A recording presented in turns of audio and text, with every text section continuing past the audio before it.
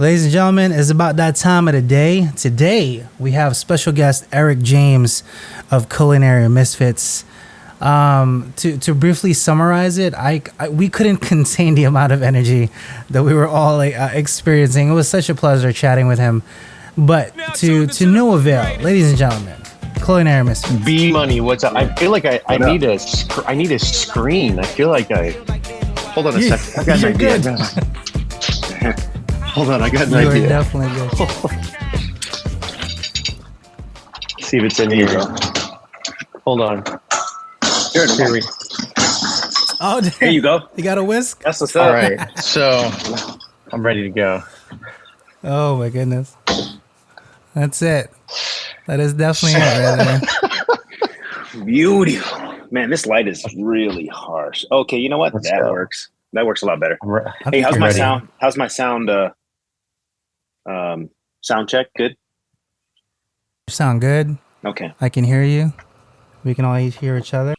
All right. So hopefully by this time next week, I will be streaming off of my camera and not the Your camera? laptop. Yeah. Are you streaming off your camera, Eric, or how's that work? No, I'm freaking. I was in theaters, so lighting was my thing. So I learned how to take like a really piece of crap like phone camera and make it like great because of I try to get my camera hooked up as well, but the Sony EV10. What are you filming? What are you filming with now? Like, what are you doing this live with?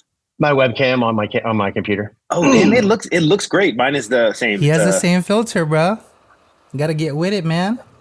Damn. Okay, dude, I'm so excited We're to in have you our on, PC man. game. Like, I know we're friends, but I'm really excited because I'm gonna jump right in. I love the fact. First of all, I'm not fanboying or anything, but I love how you are. You know, you are, in my eyes, you're a chef. You know what I'm saying? And there's this big disconnect between like what I do professionally, right? So whenever I say like, yeah, I'm a chef, or if Casey says, yeah, I'm a chef, some people think that's very conceited and very like arrogant. Do you know what I'm saying? And I try to tell people like all the time, like, just because I'm a chef, that doesn't make me better than you if you're a home cook, or if you're a private chef, or if you're an executive chef, or if you're you know what I'm saying? And I love the fact that like you had one video where you said like, you know, you pretty much make your own schedule. You do events when you want to do them. You know what I'm saying? And I was talking to a young culinarian about this. This is exactly what he said. He said to me, he's like, you know, chef, I'm in this, and I'll bring it back to why I appreciate you and your content.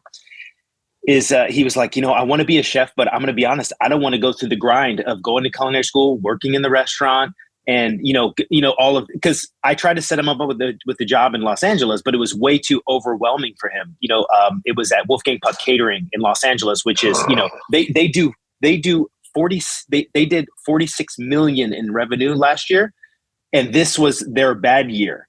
And they usually do over 150 million in revenue. But anyway, he was way overwhelmed. He's like, fuck that. I want to be a chef, but I don't want to do this. And I'm like, well, listen. I worked for him in Vegas at Spago. Oh, really? Mm. I worked at Spago too. I know, we had this conversation. Oh, okay. Yeah. We had this already.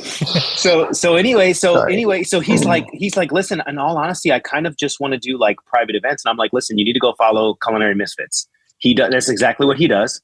I'm like, you need to follow his content. You need to reach out to him, because in all honesty, you don't need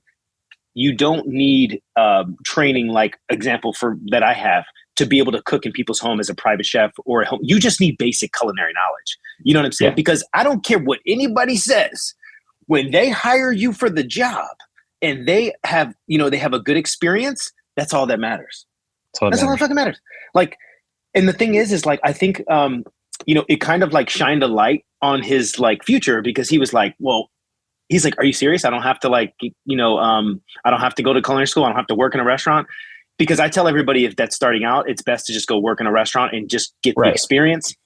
Right. But it's funny because, I told him, I was like, listen, if you want to cook in somebody's house, you need just basic level skills. 1, food safety. 2, like knife cuts and prep work, which takes repetition. But I wanted to get your point of view on that. Well, it's interesting because I went to culinary school, and during the whole process, all I could think of was, this is such a waste of time. Yeah. You know, I went to the school because my background's in sales and marketing, and I tell people all the time, I was like, listen, being a personal chef has very little to do with cooking. It has mostly to do with entertainment and making sure that your guests are having an amazing time. Don't get me wrong, the food has to be good. Like you can't be just a shit cook and go out. Sorry, can I cuss on this? Yeah, go for yes, it, you can. You can't just be a shit cook and expect it just to be phenomenal. The world as a personal chef is very different than that as a restaurant chef. I've been called the sellout. I've been called, oh, if you ever really like hardcore in a restaurant, it's like, well, yeah, I said, but mostly front of the house. But you know, I can teach anybody to cook. I can't teach you to have a personality. And at the end of the day, being a personal chef, it's flipped. It's more important to have the personality to be the showstopper. Yeah. Because everybody knows a couple of drinks in, like my secret, whenever I talk to my sous chef. So I have a sous chef. His name's Damian Washington. Kid is freaking amazing with customers. People love him. He's 6'4", tall, dark, handsome, big black kid, big smile. Just his family is just all about loving each other. And it ran over to me. You know, his mom kind of took me in as one of her own because I lost my mom early. But the whole point of that story is that that's what matters. I didn't talk about anything about his culinary experience. Yeah. It's all about who he is and how he is in front of the client. And I brought him in, and man, they fall at his feet. They love him so much. And when I went to culinary school, I went back to Le Cordon Bleu, which is now closed because I always said this place is a scam. We opened up our syllabus one day. It was talking about all the culinary cookbooks we never opened. It was all about America's Test Kitchen. They didn't cover the America's Test Kitchen on the photocopy. They sent us out one day, and they're like, "This is what we're learning from France." And I'm like, "But it says America's Test Kitchen on the." I was like, "That's Milk. That's the dude."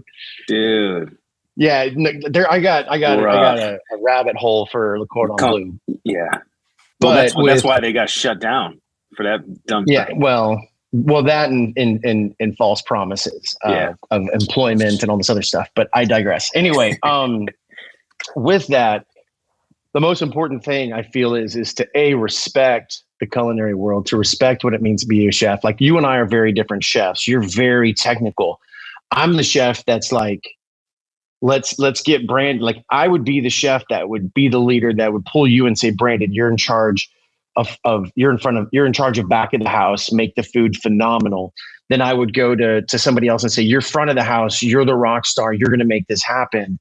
As for me, I'm going to be the go-between to coordinate. I feel like I'm much more of I have a balance of front and back of the house. Like a liaison. Yeah. Like a liaison. Because if you take most cooks, no disrespect, I won't even say anybody's name, but there's some people on here who are phenomenal cooks who found a way to accentuate like how badass they are. You know, I'll say this because he's badass is like, would Sad Poppy, if he still worked in a restaurant, would he ever have the exposure that he has? He's got this look about him. He's got this style about him. And we love him for it because he's like the hardcore New York style type guy the details are what make the chef, that make a really badass cook. And we could talk about chef all day. Chef to me is Anthony Bourdain. It's very just a fucking title. I'm just a fucking glorified kitchen manager that knows a little bit more than you. I have to be able to step in when you fucking call in sick, you drink too much. I've got to be the guy. That's why I love when these home cooks, so I'm going on a rant here. When I see these home cooks, and they're like, oh, but I'm going to drop his name because I think he's phenomenal and he underestimates himself. And that's Chili Pepper Cooks. He's like, oh, I'm just a home cook. I'm no chef. I'm like, dude, shut your face. You're freaking badass, dude. Just because you haven't led a kitchen doesn't mean you're any better. Oh, you a TikTok chef now, bro. That's what you're I call a TikTok chef. That's a whole I swear to God category. I am telling you, listen, and you're badass. Eric, I'm going to be honest. And Casey, I know you can agree with me. Listen, when I first started becoming a chef and I told my father when I was 16, I wanted to be a chef, I got frowned upon. People were like, why would you want to do that? This is like migrant work is exactly the term I was told. That was exactly the term I was told from the racist ass motherfucker. Listen, I don't even want to get into it, but I remember saying like, well, I just like cooking. I really love cooking. But from age 16 to 24, everybody and their mama told me not to cook, right? Like cooking is like a lower end, less than blue collar job. And I'm like, what? But now the roles have reversed. And I'm sure everybody, listen, when I first got tatted up, this tattoo I got from like 2008, 2009. And I walked into the Breakers Resort. Okay. The Breakers Resort, very, very conservative. And I remember the executive chef was like, I can't believe you got a tattoo. It's disgusting. You need to cover that up. And I was like, all right, chef, no problem. I'll cover it up. But this is me. This is me. And I remember I was like, everybody was like looking down upon, like, I can't believe you got tattoos on your forearms. Bitch, if you don't have a tattoo now and you're a chef, people look at you weird. Like, oh, you're not tatted up? Like, dude, I did it before it was cool. And it's funny because like, and I don't want to go off a tangent either, but like, I think what's really important to note is like, and I'll go back to it. Like the difference between chef and home cook to me is just managing a kitchen, right? Like that is it. That is literally, matter of fact, I don't even have people call me chef anymore. At work where I'm a chef at, where I'm the leader in command, I'm like, no, listen, just call me my name. Call me by my name, please. Like, but here's the thing. There's a lot of people that still call me chef that know me from my past or that I meet in crossing, and I don't get it. I don't mind it at all. But okay. Yeah, go ahead. Sorry. So it's funny that you're saying all this because it's interesting because people want to call us chef. Here's the thing. Look at the correlation. Look at the correlation between us and rock stars on the way up. We start off small. Nobody knows who the hell we are. We're going to make mistakes. We're trying to find our voice. That's where I feel like I'm at right now with TikTok. Even though I know like I specialize in the home experience and bringing it all together, that's hard on TikTok to sum up in 30 seconds. That's why I've been gone I just got over COVID too. So I'm trying to get some stuff together. But at the end of the day, we do small venue after small venue, small restaurant after small restaurant. Next thing you know, a little Mama Fuku is all over the place. And it's well deserved because people like Chang, like David Chang with Mama Fuku, he's a freaking badass. And it didn't take but just a millisecond for him to blow up. And it was like Bourdain. And it literally was the small venues. He was a nobody in a kitchen, just making some sauces, smoking cigarettes, and just a typical cook in a restaurant. But they liked his attitude. They liked the story that he had. He wrote a book and he blew up and he became too big and it just came too much for him. Dude, we correlate with today's modern day rock stars. And I don't want to say rap because I feel like rap is such a manufactured, like, let's just cookie cutter all them out. But no disrespect to the Kanyes. But it's one of those things where the correlation is just spot on. And this is the venue for us. This is our Spotify to where we get to get out there to get blown up and to get seen. Like with you down here, it's funny because I didn't know a whole lot about a lot of these people, but now I'm like, oh my God, I look up to them so much. You look at people who are capitalizing on it, becoming these mammoths. And good for them. It's just all about finding the right music that people want to hear. The same thing with food that people want to see. Like, how many more steaks can we see sizzled? I mean, it's just like, and it's no disrespect because it's all about content. But for us, I feel like we have the hardest. We have the hardest act on TikTok. Yeah. Because not only do we have to create and think of something new and do shit over and over again so repetitively. Like I did another steak last night, but I'm going to do a voiceover. Like with Max the Meat Guy just did a video and he was just like, hey, I've been gone for a while. Here's why. It's hard. I had to decide if this is something I wanted to do. And I told this to some people before. We're not really talking anymore as content creators, but I told them, I was like, there's going to be a point when you guys get burnt out. You guys are going to be like, if I have to fucking poach another egg with another tortilla and do something clever with tortilla or ramen, I'm going to fucking vomit. And it's like, you know what, Eric, I started to cut you off, but you make a super valid point. And I try to tell people is like, as food content creators, we spend a lot of money on food. Jesus, $101 last night. Look, we spend pulls out the stuff. $27 for short ribs. Yeah, listen. TikTok. Yeah, and you know what? What's funny is like I try to tell people like sometimes it's very upsetting. This is the correlation. So if I pay $1,000 for A5 Wagyu, right, and the video bombs, it's like you get super sad. And that's the reason why. Not because the video didn't perform well. It's because, I just spent this amount of money on, and you associate it with the dollar amount. Yes. Are we going to eat it? Is it going to go to waste? No. But I'll tell you what, I can relate with that. So when it comes to Max the Meat Guy, because I've had some personal conversations with him, and he's not a chef, but he creates food videos, and listen, 100%. What I respect about Max the Meat Guy is the fact that he goes down the rabbit hole to learn and educate himself about certain techniques, and then he asks the questions. You know what I'm saying? And just like I told him, I'm like, dude, I'm more than happy to help. He was having trouble like plating up something one day, and he just messaged me. He's like, hey man, how would you do this? And I gave him like a freaking bullet point. Like, he was like the chef on, he was like the grill cook. Like I was like, look, check this out. This is what you want to do. And it's funny because like, that's what I enjoy doing as a chef and a content creator. But I can agree with you. The burnout is real. And I'll be honest with you. I am so sick of doing like food that I don't want to do. And here's a good example. Like I really, like I posted a video yesterday for the Granda app. First of all, my favorite sponsorship ever. But I gotta be honest, I even told the app, I don't know if he's a CEO or not. I don't know what his level is, but I told him, I'm like, listen, I love techniques like this. I can do anything you want on here. It's no problem, but I promise you it's not gonna get any views. Like, listen, nobody on TikTok wants to see the 1% Michelin level shit. I'm sorry. I post biscuits and gravy, 250K views. I post a super cool technique that takes 3 hours to do, 11K views. It's just the reality of. But listen, it's okay. And I got to be honest. I never complain. I never I never like talk down upon anything. Like I just keep it moving. Keep it moving. But I'm getting in the mode where it's like, okay, what do I want to make this week? Like I've been cooking so much, it's almost exhausting. So I cook, 40, 50 hours a week for my job. But then I come home and I'm creating content, which adds another 30 to 40. Adds another 30 to 40 hours of cooking. And then there's some days I'm just like, fuck, I've been cooking for 14 hours today. Like I've just been literally cooking, prepping.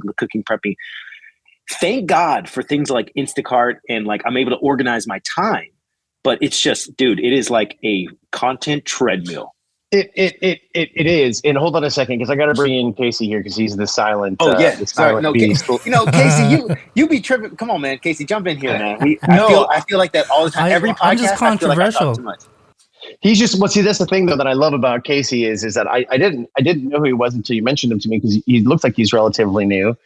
And for me, it's like, I don't understand like the assholes that have the audacity. Don't be wrong. I love the content because that's what Casey does. He turns it into content. He's like, you're no chef. And he's like, oh yeah, well, here's my resume. You got to do what Brandon did with his virtual resume. He just smoked it. He's like, here's where I've worked. I really should. Yeah. You know what? That honestly, that needed to be done because I had a lot of people just kind of like wondering and questioning. I'm like, listen, I posted a video like this last year.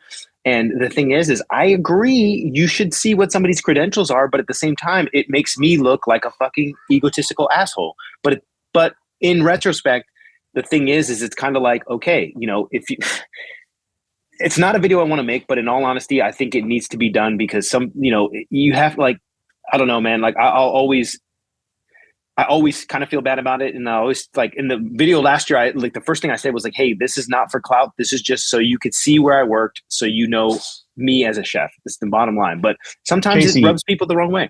How do you feel about that? How do you feel about all of the haters coming at you?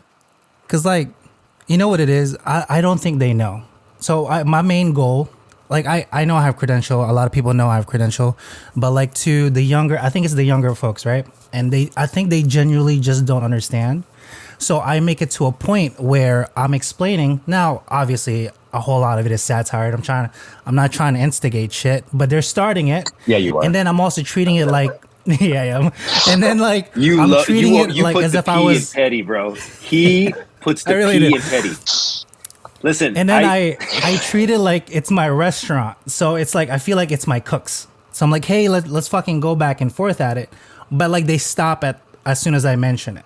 So I've gotten a little better at it. However, I just want to teach. That's all it literally is. Yeah. The viral one is the black garlic. I know it's not fucking black garlic. Okay, first of all. Second, like they probably didn't know the technique behind it. Right, I predominantly do Asian cuisine. I've been at it for 20 years. That's my specialty. I go that way all the time. Maybe they didn't know it's a Japanese cuisine. Maybe they didn't know how it translates to that. Maybe they didn't know the steps. Brandon and I spoke about this. He knew a different version. I do it. I've always done it that way. I don't like doing the dehydrating stuff. I can just do this on a pan. I get the same results. So how can I do that? X, Y, Z. So that's literally all it is. But I'm very petty.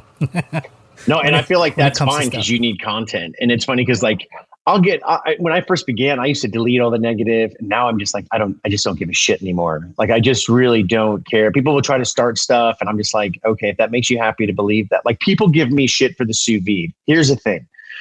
We all have our reasons for using things like the sous vide. Because you and I, believe it or not, I forgot to tell you this, Casey. The guy that commented about real chefs don't use a sous vide, he said the same thing on mine. Mm-hmm.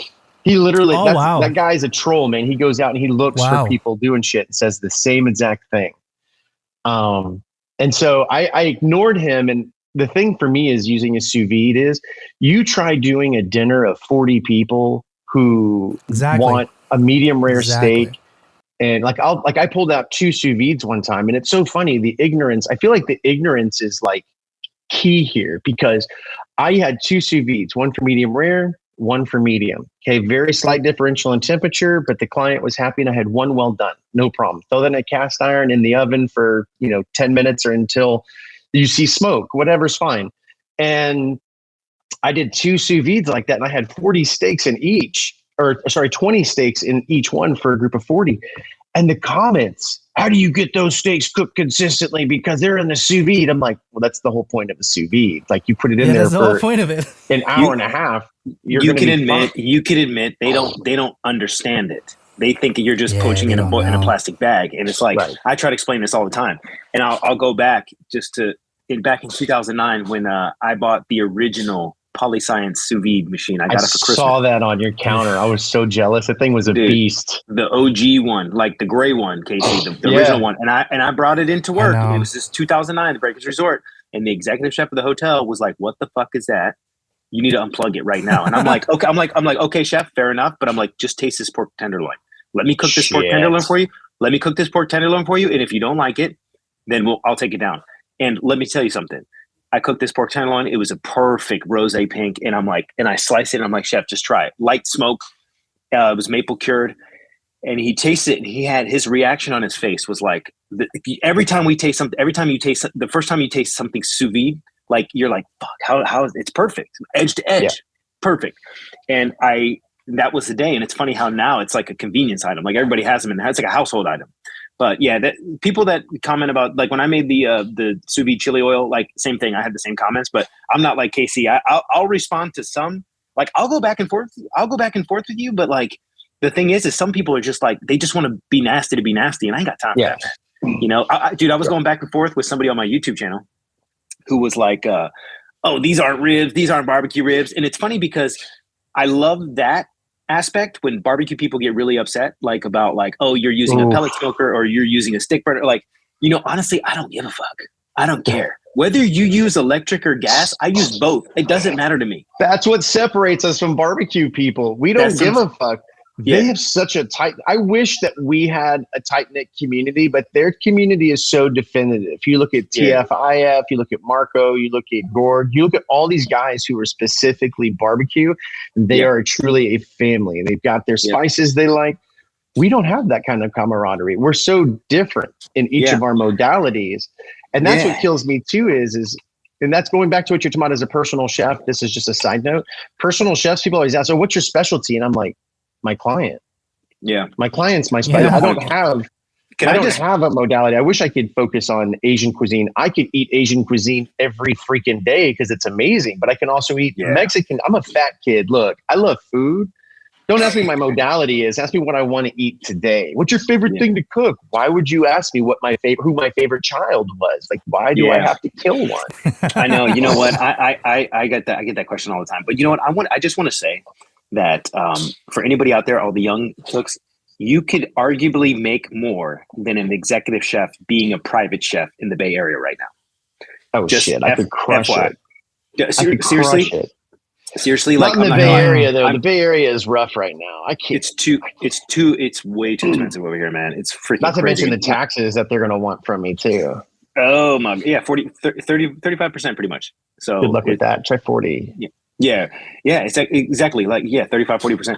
But what I'm saying is like, there, like, private chefing wasn't as lucrative as it is now, especially with COVID. Like, the demand is through the roof, where people are like, why do I go to a restaurant when I can have a professional chef cook for me in my house? Like, straight up. And I know people hear it. It's funny because, like, right now, that's the thing that's hard with me is because Culinary Misfits it's difficult because Culinary Misfits was started because I don't have the tattoos. I didn't have the culinary New York or San Francisco training. I had front of the house training, and I was like, I'm going to be Culinary Misfits because I'm going to do what I want to do. Period. End of story. End of day. Like, there's no menu that people say, oh, what's your specialty? I'm like, whatever I feel like today. Like, what's your menu? What's your menu going to look like? It's going to look like whatever looks freshest today. So, like, when I walk through the farmer's market, I'm like, oh, I want that, and that, and create this dining experience for my client. The problem with Culinary Misfits is it's a phenomenal name for a food truck or a social media handle. It's not something that someone's going to pay $200 a head for. Yeah. Chef Eric James, they'll pay $200 a head because it's Chef Eric James. And there's this little bit of, oh, well, hello, I'm Chef Eric James, and I'm going to be preparing a sous vide bullshit for you tonight. But they want that show. And that's true. what I and feel they want to like, impress their friends. Yeah. And I always tell it to people all the time. I was like, listen, Friday night or Monday morning, come Monday morning, you're at the office and you're sitting around the water cooler. What'd you guys do this weekend? Oh, I went to that new restaurant. It was awesome. We were in a 3-hour wait. The hostess was kind of a bitch. The server smelled like cigarettes, and we're not exactly sure what we paid for. What'd you do? Oh, we had a private chef come over and just cook in our home. What do you want to say? And that's how I used to sell it to a lot of my clients. I was like, do you want to go out to some overpriced bougie restaurant, or do you want to stay at home, drink your fucking brains out and get sloshed and be around a bunch of people? That's why bachelorette parties are huge for me, because they come and they just have so much fun. They don't have to worry about the guy, hey girl, what's up? And I'm very professional. I always wear my dash cam, my body cam, for, training and security purposes. Because there's a lot of drinking bachelorette parties by camera. Yeah. But yeah, no, you can make really good money at it. But go ahead, Casey. What are you going to say? No, I was just going to say buy a camera. Buy a camera. That's such yeah. I mean, I've done, so Brandon, I know you didn't notice, but like I tried to do the private dining for a few months, but I felt like people wanted the Michelin stuff. And I'm like, I'm not about that. And I was just like, I was stopping. I'm like, I mean, we can spend hours doing this, but like, I don't think you want that experience. Like, I think it'll be better for you if you went to the restaurant, because that's what they're all encompass it for. Like, it's a whole experience. We're going to have this in your living room, in your dining space. Yeah. It's not the same.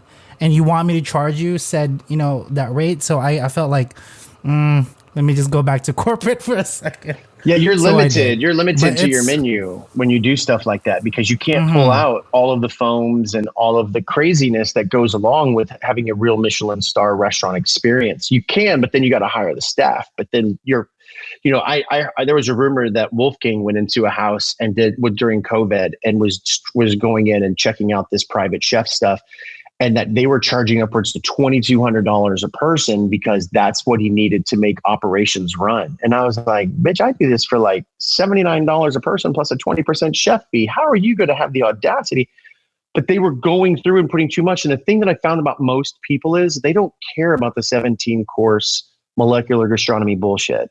I'm sorry. I've never been a fan of molecular gastronomy. It's a great art. I think that's art. I don't know if it's culinary, but because every time I went to Graham Elliott's and had 17 courses, I was like, is there a Wendy's nearby? Because I'm fucking starving. But the average person, and you pay for the experience. You don't pay for the food. That's the thing is, and the average person in these houses I go into to cook for, they want approachable food. They want a steak and they want some, truffle butter mashed potatoes. And that's their experience. They're like, oh my God, this is amazing. And yeah.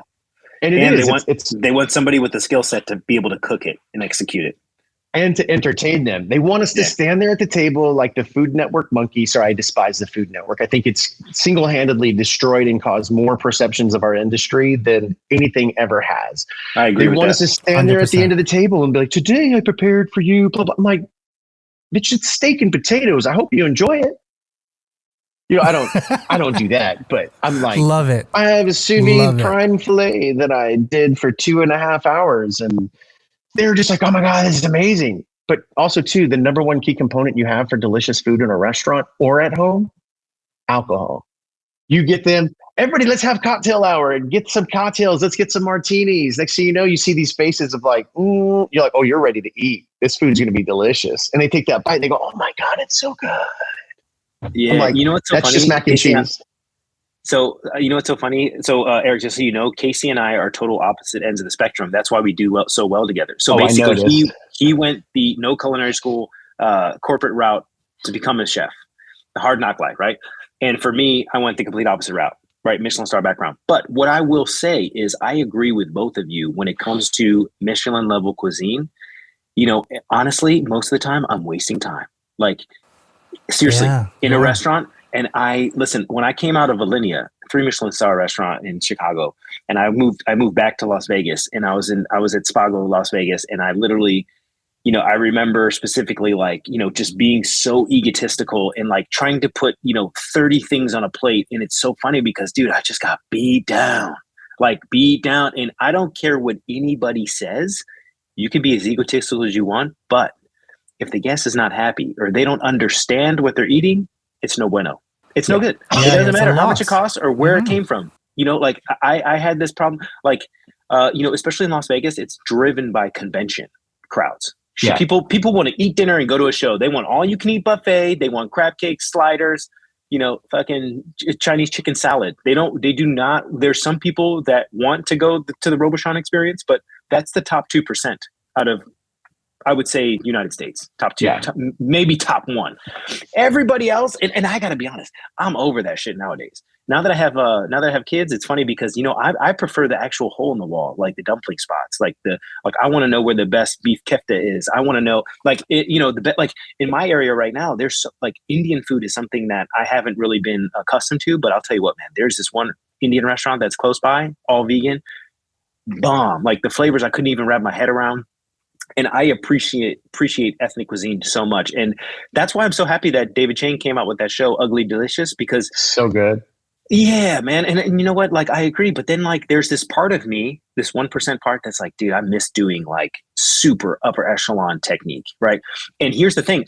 My whole TikTok was about that for a while, but I got to admit, for the whole month I did a test where, because everybody was like, oh yeah, we want to see this, chef. We want to see this. But I'll tell you what, man, the analytics were the proof in the pudding. They were trash. And unfortunately, I don't care what anybody says. If you're not getting video views, you have to kind of change your strategy. But like, I gotta be honest, I am okay with just getting like if the video hits 1,000 views, and I'm like, okay, I call it good, right? Like I don't get obsessed with trying to gain views. What I'm trying to do now is build that solid community around me where people actually open the app and they want to see what I posted for the day or for the week or whatever the case may be. And yeah, man, but I totally agree with you with the Michelin. Man, first of all, like, even let's talk about the Michelin Guide. Like, what does the Michelin Guide mean in 2021? It's like, for me, I just kind of have like a bad taste in my mouth ever since 2018 when I was at Sous and Laurent Gras, one of my superhero chefs, took over and they took a Michelin star away from Sous because obviously they say it goes with the chef. And I remember thinking, like, what, that is the dumbest shit I've ever heard. One, because Laurent Gras has more Michelin stars for Alain Ducasse than I think any other chef. Like, he's just an OG in the space. But I think the Michelin Guide has been watered down like a mother flower. Well, let's do this. First of all, you're talking to two chefs who could care less about Michelin stars right now. Exactly. But so here's the deal for me is that I want to go back to what you're talking about with TikTok, and it's interesting because, Brandon, you could throw up the most amazing stuff. Like when you do your omelet and you slice it open and it comes out, we as cooks and as chefs see that and go, dude, this skill set, the people on TikTok have no idea like what gets involved. But I will tell you this, if you turn around and you take your Michelin stuff and throw in an air fryer, shit will be blowing up. You think so? I've been going back and forth with this, Eric. Listen, I gotta remember, Casey. Remember, I told you I was gonna get air fryer. Bro, fryer? I should take your stars. Dog. Yeah. You should just take your stars and fucking boil it. So I listen, can't listen. I agree with you 100%. And listen, Eric, I can't. I'm going to be honest. A lot of people ask me, "Hey, can you develop recipes for an air fryer?"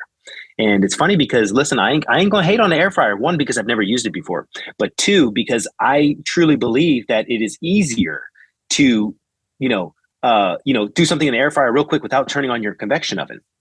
So Right. if I think that'd be good, like if I took like if I made something and then I'm gonna do it. I'm gonna get around to it, but I am gonna start using an air fryer for something.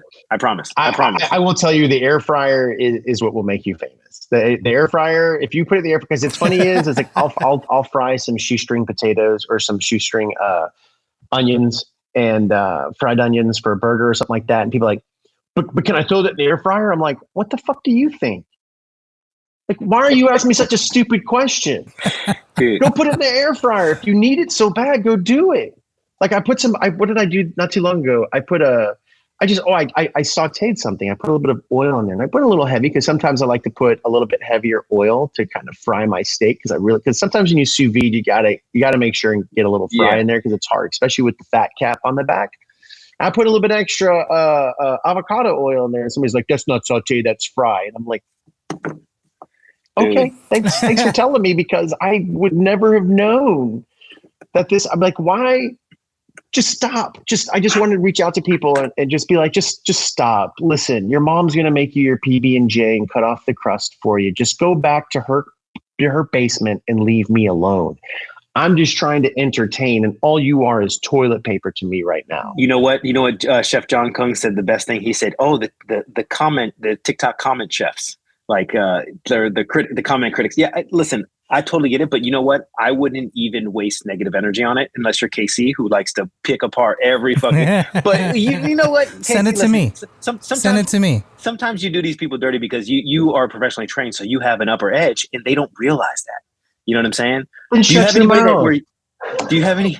Yeah. Do you have any? Do you have any comments that have been deleted after you responded to them? All the time, right? Yeah. Me too. And it's funny because and then I remember I was starting so many comments like, okay, this is no hate towards the person. This, I just want to keep it. It's like, you know what? I'm not even gonna respond. I literally post a video. I'll answer comments for like 24 to 48 hours, and then that's it, dude.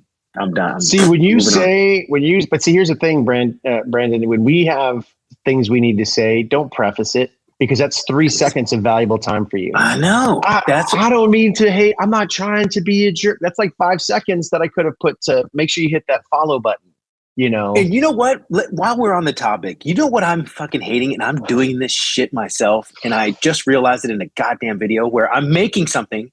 And you know what I say? I'm like, okay, but if you don't like cream, you can just substitute with this. Oh, and if you don't like onion, you can just take onion out. Or if you don't like pepper, I'm over that shit. You're falling into the TikTok. You're falling into the TikTok people who are like, right. What if I want to use this? Then use it. You're right. You're 100% right. What if I don't want to fry my wings? I want to air fry them. Then do it. Scroll a couple more scrolls, and you'll see yet another video on how to fry. Yeah, I know. Listen, and you know what? So. Last thing really quick. So I know you got to talk on this, but here's another thing too is I will say that my frustration with TikTok has been an interesting relationship. Again, my background's in sales and marketing. I used to look for patterns, and basically I used to help buy and sell companies. I would go in, we would negotiate. I would look at breathing patterns. I would look at body language to see if they were holding money, to see if they were lying, or see if they were, really wanting. So there's all kinds of stuff I used to do via the human psyche. And I will tell you this, it's interesting because I saw a pattern with my TikTok, and I was just like watching it fall. And it was a pattern unlike I'd seen. Like, I know some people, I would say, hey guys, my views are really kind of hurting. I don't know what's going on. They, it happens to all of us. And I'm like, yeah, but I'm stuck in this circle there's this do you realize after all of that, everyone who told me, no, it's nothing, everybody goes through it. Finally, 3 months later, TikTok gets back to me because I set them up. And I said, hey, I think you guys might have me under a business account because my views are not the way that they were and what I've seen with other creators. I'm not trying to say I'm creating phenomenal content, but I started off like a rocket ship, hit a wall. Well, here's the thing is I went back when I was like at 69,000, and I had made a video to TikTok saying, hey, TikTok, why are you being such an ass? Like, what's going on? And everybody's like, oh, don't do that because, everybody goes through it. Lo and behold, 3 months later, I get a message from TikTok, and TikTok literally says, you are not under the business account, so you are under the right account. But we do have you categorized 18 and under. Yeah, that sucks, dude. And so they will suppress your views, and they don't let 18 and under go viral because they don't want that much exposure for kids under the age of 18. But what blew my mind was they were still paying me for views. And so I was just like, wait a minute, like what? And so I just got a letter and they said, yeah, we fixed it. And because I had to send them my driver's license again. And now they have fixed it. And now we'll see what happens when I start posting again. But because I felt so bad because I was so upset. I bet you were so pissed, dog. I bet you were so angry. You have how no fucking idea. angry were you? I bet you were throwing shit, dude. It's like you had no idea. My goal was to be at 250 by the end of the year. And that was 3 months ago. And that's when I initially sent out this email and I was like, I don't know what the fuck, what do I have to do? Doesn't matter what I post. And then I'll post something like ridiculous, like me making some grilled cheese and taking it down to the staff and it'll get 250 views. And I'm like, does the algorithm have no actual algorithm?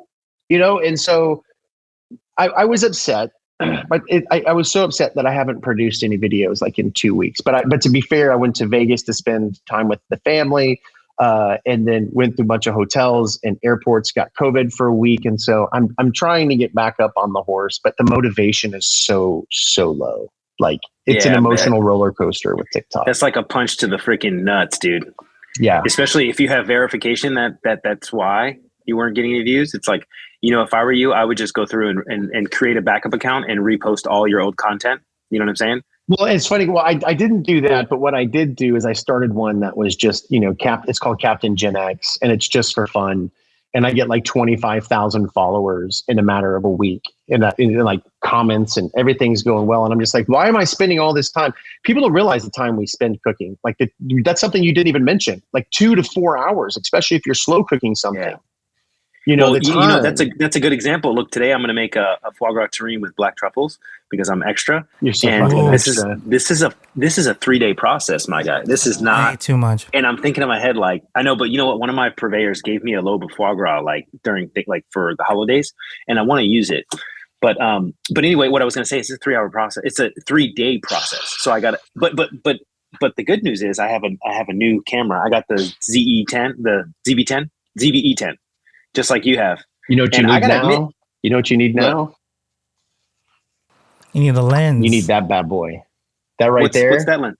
That's the Sigma. The Sigma. The Sigma 1.4. Yep, I have the Sigma 1.4, and then I have the 2470, which I like a lot. That's the bad boy. Flex. That's a vlogger right there. It's super nice, and especially because like it it shoots in 4K. But I have to admit the lens is not. The sensor is not as big as the A7 III though. So you can tell like when you're downloading the footage. But it's all good. I'm just glad because I need a camera that I can pull out, film real quick. My other one's just so big because I have an external screen. It's huge. Well, and that's what's funny because all you need to go famous on TikTok. Yeah, I agree. But so I was go ahead. Have you seen the uptick in higher quality videos though on TikTok? Oh, because of this? Well, no, in general, I'm talking about like when I started TikTok, I only had my iPhone and I saw a lot of people with iPhones, but now I feel like the quality on TikTok has gotten a lot better. Like the video quality. It has. Like Kelly Cooks Texas, she bought my ZV-1 or my ZV, my one from me, my Sony originally, and her videos have gone up really well, but she's crushing it as well. And that's what's funny. She's a home cook. She does really casual home cooked foods, makes it looks amazing. And she's killing it. But yeah, the video quality that we're seeing across the board is substantially getting better. But the problem is this, coming from a background in marketing, YouTube is good for quality because that's what people have come to expect, because we have some people like Casey Neistat, that come up there and draw the line, and Peter McKinnon, etc. But the thing is like, I feel like even though we're putting all this effort and time and quality into TikTok, that it still doesn't matter. Like people just want to see the air fryer. Like it should be called the TikTok air fryer show. Yeah, that goes the same for IG too. I agree with you on that. And that's where for me, when I was saying earlier, you made a comment, my goal and my future is I've got a whole plan that I want to do with all of this is I want to be the YouTuber that just happens to be the social media guy. And you said you were like, done, and you did a check mark. And I was like, a little bit different category because I now want to do dinners. I want to do my dinner parties. And this is probably something I should even talk about yet because I feel like it's so lucrative for what I want to do is I want to be the guy that's like, like, all right, guys, so this is what we're doing today. We've got a dinner party. We're going to go in and I'm wearing my GoPro. We go and we film the whole dinner thing. And then I've got my phone on like one of those little clips and I'm doing the clips of the dinner party. Can you hear me? Okay, sorry, my phone did something weird. And that you guys, that I'm videoing the verticals while I'm doing my dinner party, and there's this whole thing going on. But here's the thing, and this is going to blow your mind of what I'm doing via YouTube and all my verticals, all of them, YouTube, TikTok, Instagram. To where, what if I came to you and and your family and said, hey, I want to do a dinner for you absolutely free. The only caveat is you have to let me have all of the footage. And matter of fact, you've been interviewed and I found out that you had 500,000 people on TikTok, on Instagram, because your part of your payment's going to be you giving a shout out to yours saying, hey, make sure you follow this guy. But here's where I change everything. This is my baby. I'm putting it here to put my stank on it. So if anybody else does it and gets ahead of me, you're welcome. This dinner was brought to you by Scrub Daddy. Completely do sponsored dinners, do the whole thing for social media. I travel from here to here doing dinners for big creators, little creators, etc. This dinner brought to you by the letter 5 or the number 5, whatever it may be that whoever wants to sponsor the dinner, brought to you by Truff, and they get their vertical spots. They get their little spots and their little plugs, and they purchase the package they want.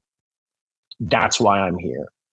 It wasn't until a couple of weeks ago when I was like, why am I even on here? It makes me miserable when a video flops and I put my life and soul into it. And I had to figure out what's my purpose. What's my purpose on TikTok is to educate, to show people about what I do as a personal chef and to entertain, number one. And then one day I was just like, I was watching TV and it said, this is sponsored by X, Y, and Z. And I was like, what if I could have dinners just sponsored? That would be pretty amazing. Yeah, that's a good idea. Anyway, Casey, what are you looking at? Your face stays glued to whatever screen you're looking at. So I have 3 screens I'm monitoring right now. So I have the one that has all the audio. I'll make sure all the levels are in, and then I have another screen just right below this camera that's monitoring you guys' audios at the same time. But needless to say, I have 3 monitors in my face right now. So that's basically, what you're saying is this doesn't happen without you. Yeah, he's the air traffic controller. I don't do shit. I'm the one that's orchestrating, but like if you want to pull up stuff, like perfect little real quick. Eric, this is for you, bro. So I have a video of you. Hey, don't worry, everybody gets creeped out of watching their own videos. It's okay. It's so weird. Real quick. This is for you. That video, Jesus Christ. Sun-dried tomatoes. You're gonna love it. I didn't turn off that face filter. Man, I look weird with the face filter on. It's okay, man. This video got so many comments. I don't think you have enough chilies, bro. That's sun-dried tomatoes. Thanks for paying attention. Oh man, here's like chilies. No, those are sun-dried tomatoes. That's a Thomas Keller recipe right there. Yeah, I remember this. Looks delicious though. Look how fake I look, man. I look like I'm ready for Hollywood. That plastic face, that hair. Dude, it's okay. Jesus you know what's Christ. so funny? We're all our own biggest critics. Like I wouldn't have noticed the stuff that you said. I wouldn't have noticed it until you said it. Do you know what the biggest thing about that video was? That fucking people were livid. Oh, and what? I did it intentionally. What? I didn't say what herb blend that was. I did that video. I did that video intentionally, saying asparagus and sun-dried tomatoes, but did. What's the damn spice? What is that? What is the spice? Yeah, what's the spice? Everyone was like, what's the spice or what's the herbs? And it was funny because it was the whole point of that video was to put yours blend on it, your spin on it, do what you want to do with it. That's the thing that kills me the most, especially in cooking, not just TikTok, but in general. I'll go over to somebody's house and, what is that? What is that? I was like, well, are you taking notes and writing it down? Because if you're so interested, you might want to do it later. Well, I don't want to cook it. I just want to know. And I'm like, people are curious creatures, man. They want to know, but they won't do shit with it. Yeah, you know, it's funny. On that, does it matter? Are you going to make it? Yeah, it's funny because I always tell, because my wife does the same thing. She'll ask like 30 questions when I'm preparing something, but I'm just like, okay. I'm like, listen, you got a five question max. Okay. Like, because sometimes it gets a little bit overwhelming, but at the same time, I totally get it, you know? It's insane. Anyway, what else can we talk about? I don't want to talk about TikTok the whole time. And That's okay. I burned a bridge or two because I was so upset about my views. I'll go back to that. I was so upset about it that I expressed it to a couple of people, and these people probably are like, dude, this motherfucker won't stop with the views. No, you know what? Listen, everybody has every right to be mad. I saw some big ass creators get their complete channel banned. You know what I'm saying? And it's because TikTok has become more automated, where they have bots going through stuff, and same thing with the lives. You can get banned for no reason on live, and it's not a human being. It's a bot that picks up something, you know. Well, and the biggest reason to get taken off for bot, or reason why to get taken off for a live, is because somebody will say that you're doing something, and if it has anything to do with children, it's an automatic pull. They don't even review it; they just pull it because it's such a red flag. That's why I don't even post my kids, man. Well, out of privacy, and then plus I just don't. Dude, everything that I post with my kids, because first of all, my oldest son, he just walks around with underwear all day. Like, he's just a kid, you know. He done all day, bro. Like, it's crazy. But you don't know who's watching. Yeah, so Brandon, so what's been your biggest hurdle then, going to being like this Michelin star chef? You're in what city now?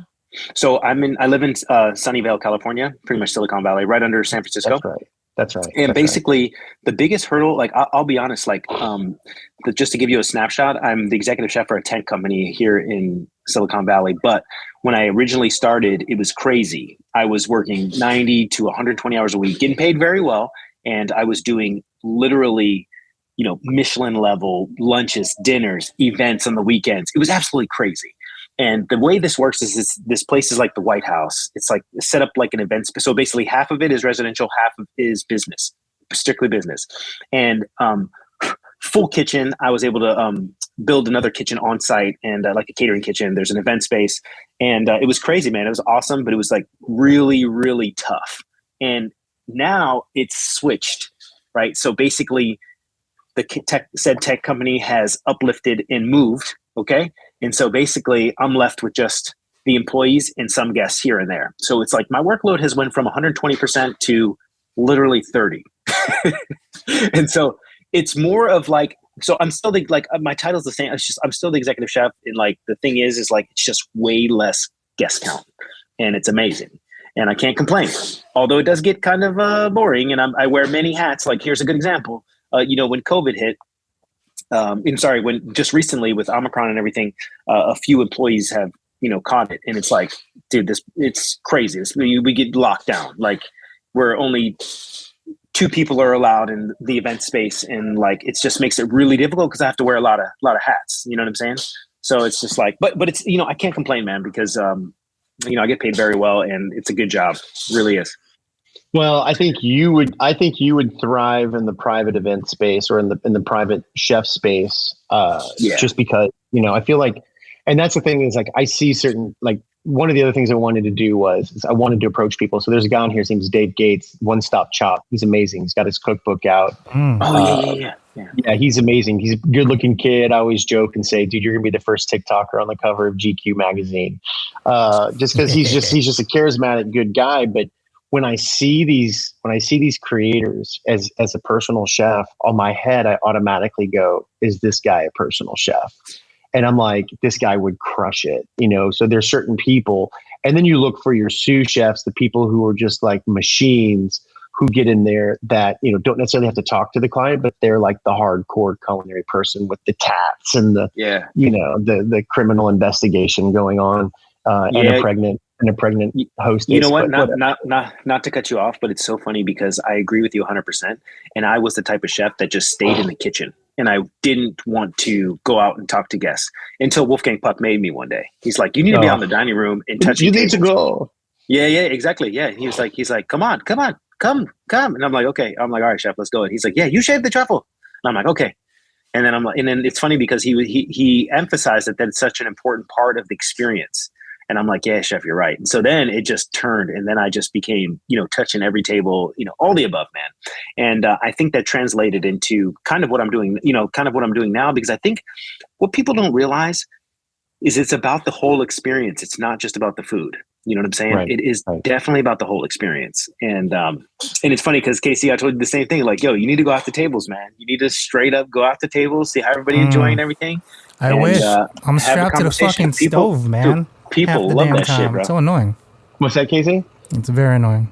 No, I was just saying I'm strapped to the stove half the damn time because I'm the way my kitchen works right now. I can rotate to Expo, which I'm usually at, and then the stove is right there. So like sometimes if like let's say Christmas Eve or like I'm sorry, New Year's Eve, we had 123 people covers, and it's a 4-course menu, so roughly around 500 plates, and I had to rotate to the stove to Expo and then out to the dining room. I'm just like, can we just like maybe hire 2 more cooks and then I'll touch every table, but it's tough. You know, we have to play that. I have to play that game because one, it's not my restaurant, and I'm working with the chef owner, so it is what it is. I'm strapped to the stove for the most part, and then if I can, I will go out and touch the tables, converse. I'm more comfortable outside than if I were in the back. Like I can fully converse. I can sell you some top products, but also like it's only a BYO, so I can't get top dollar on the amount. So it's a little tough, but we'll make it work. But then again, strapped to the stove, so it just depends. Just depends on the day. If it's slow, absolutely, I'll be outside. You know what's crazy is I've had so many people reach out for an executive chef position, and I got to be honest, fellas, I don't think there's any chance I would go back to a restaurant that's somebody else's. No chance. Listen, I worked so hard to get to an executive chef level, and then listen, once I got it, I was like, okay, this actually sucks. The responsibility. So here that ties in great to this question that's been on my head. Sorry. So when you see people, like there's certain creators out there that are dead set and sound like they want to open up a restaurant. And I'm like, why? Stay the course that you're doing with this.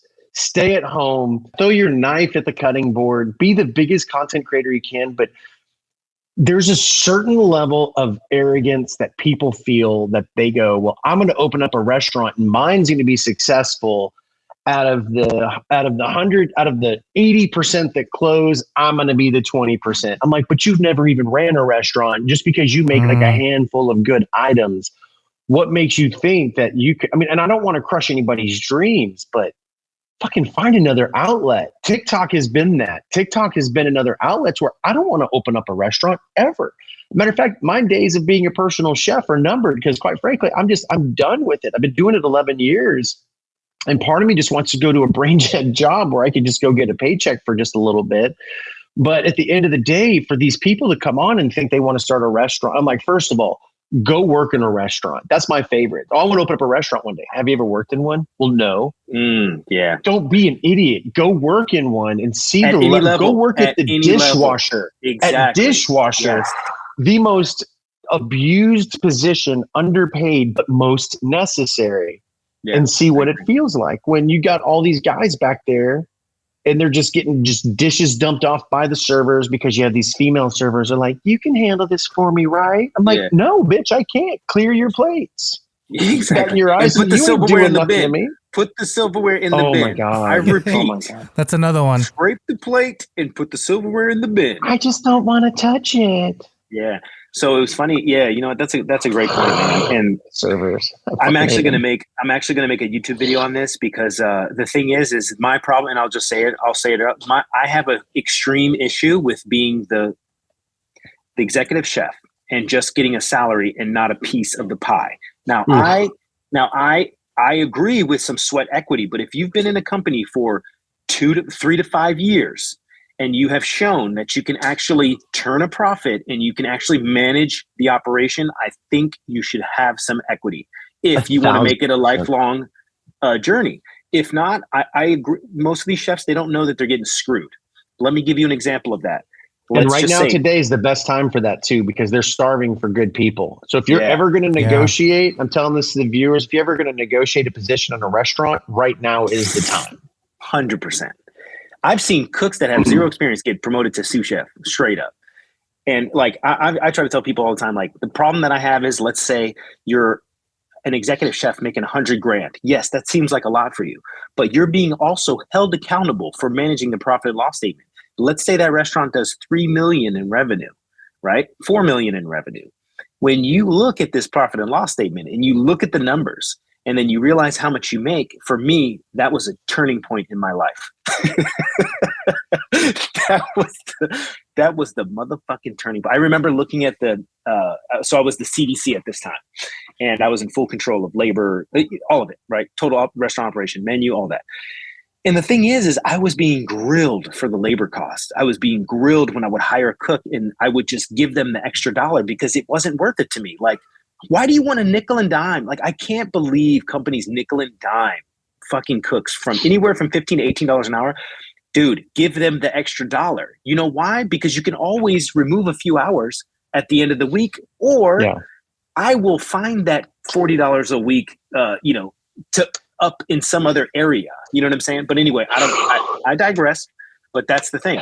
So, and it's funny because I just recently had a super lucrative position. Okay. Oh yeah. Okay, we got to wrap it up. Sorry about that. You see, Casey, what do I do without you? We would talk for hours if I didn't have you in my life. My G. Okay, I'm gonna wrap it up. I'll wrap it up with this. So I went through the process of this interview, but like I'm not gonna leave my job. My job is too awesome, but I like to go through the process to stay within the know of talking to a recruiter, giving them a resume, updating my resume, staying within the know. And it's funny because it sounded good on the outside looking in, but see, I'm in a position where I can ask specific questions and get information out of certain people to know exactly what the future is going to look like. And I'm telling you right now, dude, there's no chance. If it was my own shit, but that's the thing. I don't have enough capital and I don't have enough notoriety as a chef. Well, except for on TikTok, but I don't have enough notoriety as a chef to build a restaurant out right now. And I don't care what anybody says. That's what I'm saying. Look, I built 2 restaurants in California here, and I'm telling you right now, they were both $7 million each. Okay. And it's like, you work for the person that put up the money. Okay. They can do whatever the fuck they want. Yeah. And that's what people don't understand. That's what these chefs don't understand. It's like, yeah, it's your restaurant. Yeah, you can say whatever you want, but guess what? You work for that investor unless they're a silent or angel investor. Yeah. Different story. But finding that is like finding a needle in a haystack. So my idea is, I don't know if I've ever told you this, Casey, but like my brother and I, we developed, a cloud kitchen concept, and I'll close with this, I promise. But I want to build businesses on the side or real estate on the side, and then do like pop-up dinners. You know what I'm saying? Have a space and just do pop-up dinners of like, listen, you buy your ticket, I set it up once, twice a month, and that's it. No, you don't want to do that. Why waste money on real estate when you could go do it in their house with no money out of pocket? I'm talking about real estate as an investment. So just purely investment, side hustle. Like, you know what I'm saying? So like rental property and all that. Not any money out of pocket is bad money. That's why I love doing the personal chef thing. I say I'm ready to step away, but really at the end of the day, it's really hard because I can't grow it because it's just me. I can't grow it. So I know you need to wrap up, and man, this has been amazing. I appreciate you guys having me on. Man, Casey, all of your words of wisdom have been so deep and profound. Thank you so much for all your chatter. I know, dude. I tell him that every people like show. me and Jeff. I know. And the thing is I'm very extroverted. You know what I'm saying? So like, you know what I mean? And I always tell him like, dude, am I talking too much, man? I'm sorry. He's like, nah, it's good. It's good. It's good. I'm like, okay, you sure? You're on a podcast. You're supposed to talk the shit out of it. Yeah. No, but I'll control the air. Like, you know what it is? I'm an AB type. And I don't know if I told you this, Brandon, but like I can match your energy. Like that's what it is. I know Brandon's really type A, extremely type A. I teeter between the two. Whatever your energy is coming at me, I can match it right away. However, I primarily go to B. I'm just like, yeah, whatever, cool. I'll just stay in the back. Not a big deal. If you need the guns, though, I'm fucking dead. You know what I'm saying? Brandon, let me give you this. Let me give you this tidbit. This is what my grandmother told me. She said when I was growing up, she's like, and this goes to people like you and I. The earth is your stage, and the sun and the moon are your spotlight. Anytime it's shining, you're out and about in it going, I'm here, motherfuckers. That's so true. Hey, this is such a great podcast, man. Casey, go ahead and wrap it up for us, man. Hey, so I was just saying, one final question to you, Chef Eric. I know this is, again, you're going to have to pick and choose right here. Favorite go-to meal for whatever. Like if you were making food for yourself at home right now, for breakfast or for lunch, what would your go-to be? Okay, so here's what's funny is I call it my humble meal. So I grew up very unfortunate. So my favorite meal is what we used to call a heart attack plate. And it was when I was poor, but we had a little bit of extra money. But of course, it's evolved. My favorite go-to meal to keep me humble, especially is when I go out and I get the cheapest form of meat you can grill, a can of Wolf brand chili, and you cook the steak medium rare. You pour that chili right on top, cheese, onion, any other type of flavor. Jalapenos have been added, etc. I throw that in the broiler to melt all the cheese. That's my favorite meal because that's the very first thing I ever cooked whenever I said, this is fucking delicious. I love food. And then the curiosity for cooking came to be. I also cook that when I get too big for my own britches, whenever I have a great financial month and I want to bring myself down, I go back to that cheap piece of meat and that 10 flavored Wolf brand chili. And I force it down because it keeps me humble. So that to me is my favorite meal. That's the meal of growth and the meal of being humble all in one for me. Nice. Awesome. But there may be an Mine is upgraded rice and version eggs. coming where it'll be super fancy. Rice and eggs for me. So that's my go-to meal. Brandon, how about you? What's your go-to meal? If you were to cook right now for you. I know this sounds so generic, but I'm definitely going to say chicken, rice, and broccoli.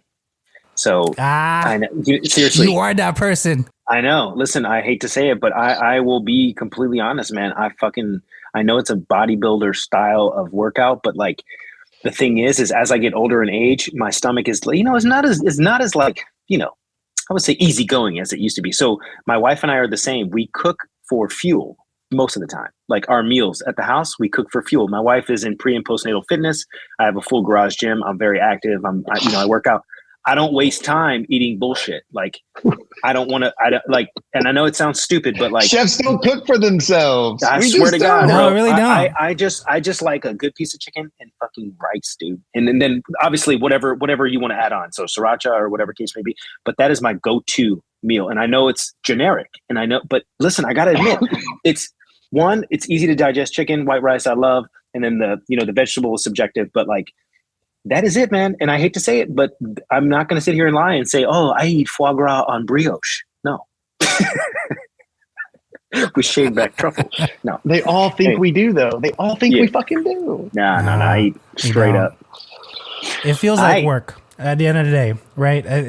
I don't want to work. I'm at home. I reheat shit 90% of the time. Domino's pizza, bitches. So, Domino's pizza. There you go. You know what I'm saying? Like rice and eggs for me is my comfort. Always has been. Scallions, call it. I'd have to. Okay, so so hold on, really quick. I know we have to go. Yeah. But this shit right here. This is that bag. Hey. These bag noodles with the beef. Yeah. Mm-hmm. I'll be honest. Whenever I'm feeling kind of shitty, these bag noodles. I get some sliced ribeye that I get from Kmart or not Kmart, but H Mart. Slice it real thin. I'm telling you, I love Asian food. Me too. Me too. Like over the big time. All right. Go ahead, Casey. Wrap it up, dog. Other than that, I'll make sure Chef Eric's contacts are down below so you guys can find him. Definitely on TikTok at Culinary Misfits. For everybody else, though, thank you so much. And we'll have you guys next.